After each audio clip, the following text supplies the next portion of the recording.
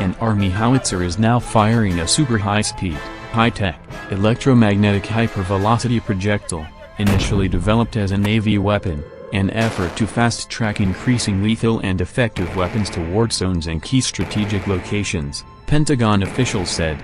Overall, the Pentagon is accelerating developmental testing of its high-tech, long-range electromagnetic railgun by expanding the platforms from which it might fire and potentially postponing an upcoming at-sea demonstration of the weapon, Pentagon and Navy officials told Scout Warrior. While initially conceived of and developed for the Navy's emerging railgun weapon, the Pentagon and Army are now firing the hypervelocity projectile from an Army howitzer in order to potentially harness near-term weapons ability, increase the scope, lethality and rangeability to accelerate combat deployment of the lethal, high-speed round. The railgun uses an electromagnetic current to fire a kinetic energy warhead up to 100 miles at speeds greater than 5,000 miles an hour, a speed at least 3 times as fast as existing weapons. Firing from an Army howitzer, the hypervelocity projectile can fire at high speeds toward enemy targets to include buildings, force concentrations, weapon systems, drones, aircraft, vehicle bunkers and even incoming enemy missiles and artillery rounds.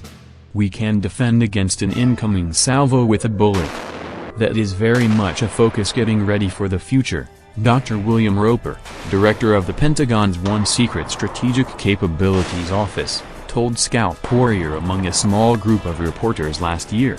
Pentagon weapons developers with the Strategic Capabilities Office, or SCO, are working to further accelerate development of both the gun launcher and the hypervelocity projectile it fires. While plans for the weapon's development are still being deliberated, ongoing work is developing integration and firing of the projectile onto existing Navy's deck-mounted 5-inch guns or Army M109 Paladin self-propelled howitzer, a mobile platform which fires 155mm artillery rounds. The Strategic Capabilities Office, a high-level Pentagon effort, is aimed at exploring emerging technologies with a mind to how they can be integrated quickly into existing weapons systems and platforms. Part of the rationale is to harness promising systems, weapons and technologies able to arrive in combat sooner than would be the case should they go through the normal bureaucratic acquisition process.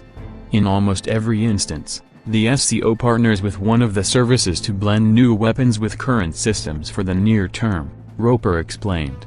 Part of the calculus is grounded in the notion of integrating discovery and prototyping, being able to adjust and fix in process without committing to an official requirement, Roper said. Roper further explained that firing the HVP out of a 155 meters howitzer brings certain advantages, because the weapon's muzzle breech at the end of its cannon is able to catch some of the round's propellant, making the firing safer for soldiers. Its design traits were all based with dealing with extreme electromagnetic fields, that projectile could be fired out of an existing weapon system. Its whole role is to just keep the hot gas and propellant from rushing past. You don't want it eroded by the hot material, Roper explained. The goal of the effort is to fire a sub-caliber round that is aerodynamic and able to fly at hypersonic speeds. We can significantly increase the range and continually improve what powder guns can do, he added.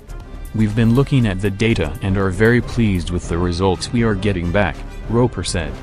One senior Army official told Scout Warrior that firing a hypervelocity projectile from a howitzer builds upon rapid progress with targeting technology, fire control systems and faster computer processing speeds for fire direction. Such an ability would give ground-based mobile artillery weapons an ability to protect soldiers from greater distances by identifying and destroying attacks much more quickly than existing howitzer rounds can, the senior official said. If you can destroy approaching enemy fire in a matter of seconds, it changes the calculus of fire support. You have really changed things, he told Scout Warrior. Adjusting for the higher speed round also involves managing blast overpressure released from the muzzle when the projectile leaves the cannon. The trajectory or guidance of the round also needs to be properly managed as it exits the cannon tube through the muzzle toward the intended. This is not just making sure you are not damaging the tube, but retaining accuracy for the projectile based on projectile stability, he said. Accomplishing this high-tech integration also widens the target envelope a howitzer is able to destroy, expanding its offensive attack, ground defense and counter-air possibilities.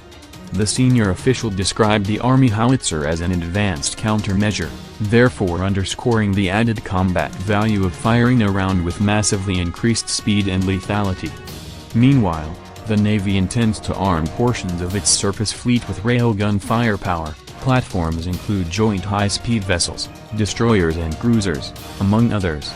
On the ocean, a HPV fired against a floating target, in an effort to test the railgun's ability to destroy targets that are beyond the horizon much faster than existing long-range weapons, Navy officials said.